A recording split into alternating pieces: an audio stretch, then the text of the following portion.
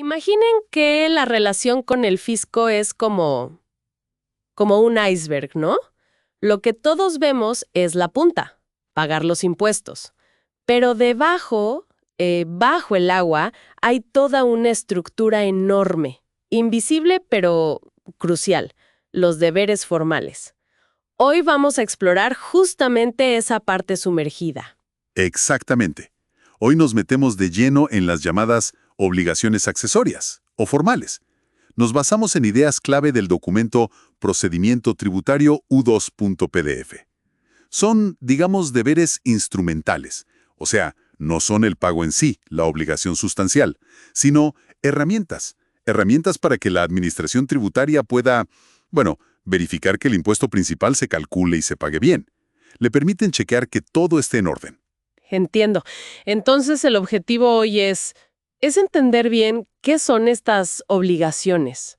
Hablamos de, por ejemplo, llevar contabilidad, facturar, reportar información a terceros, esas cosas, ¿verdad?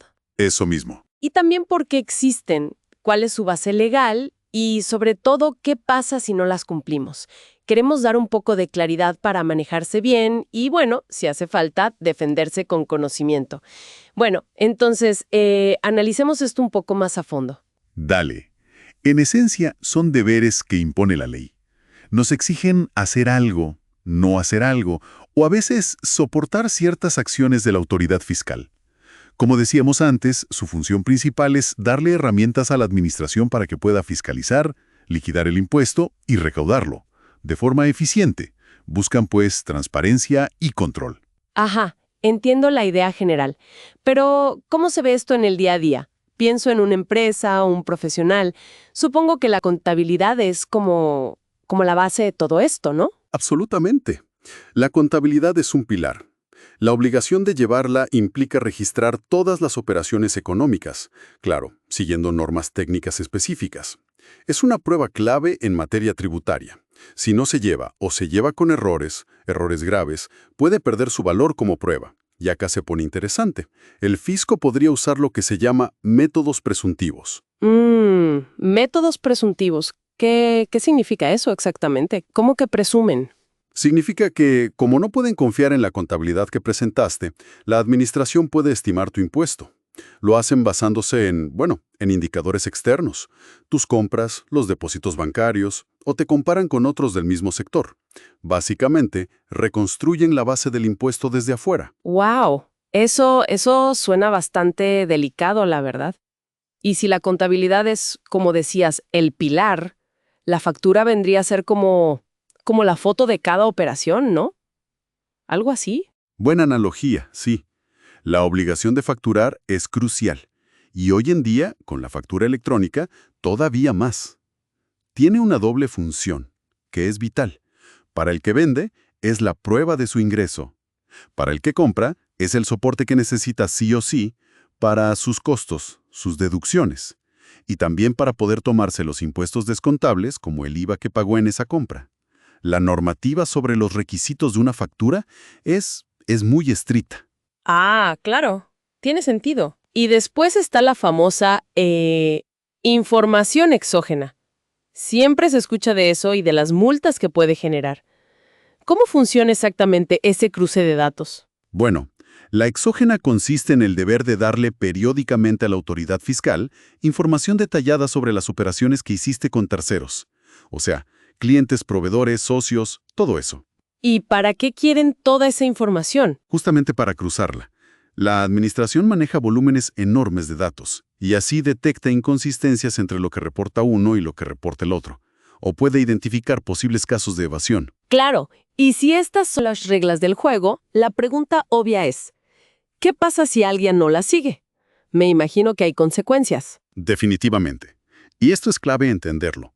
No cumplir estas obligaciones formales genera sanciones específicas. Son totalmente distintas a los intereses que pagas si te demoras en pagar el impuesto.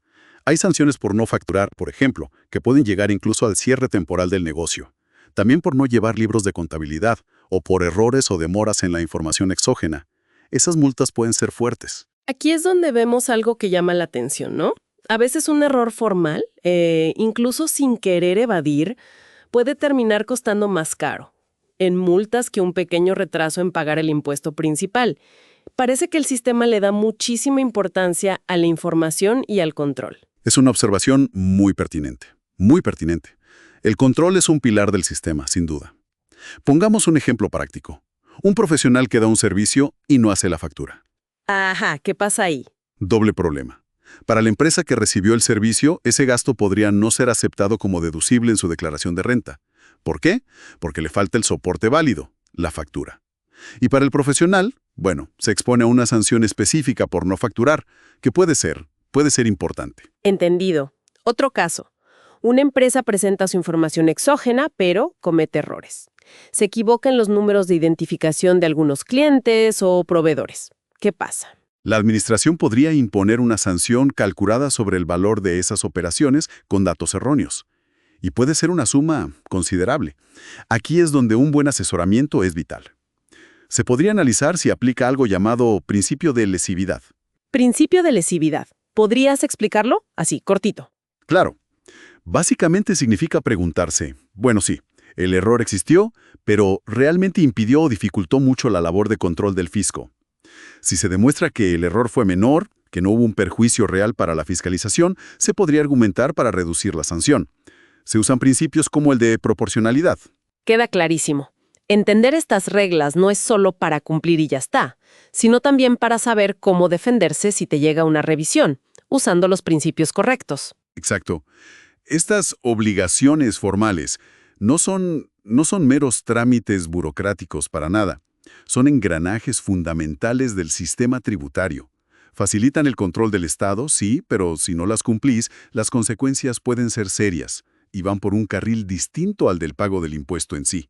Y bueno, para cerrar nuestra exploración de hoy, dejamos una pregunta flotando en el aire, ¿no? Muy relevante hoy en día con todo lo digital y que surge un poco del material que vimos. Considerando la creciente complejidad de deberes como la factura electrónica, la información exógena, ¿cómo se equilibra esa necesaria capacidad de fiscalización del Estado con el derecho a la intimidad y la protección de datos de todos nosotros los contribuyentes? Una tensión clave, sin duda, en el mundo actual. Con eso, bueno, creo que concluimos nuestro análisis de hoy.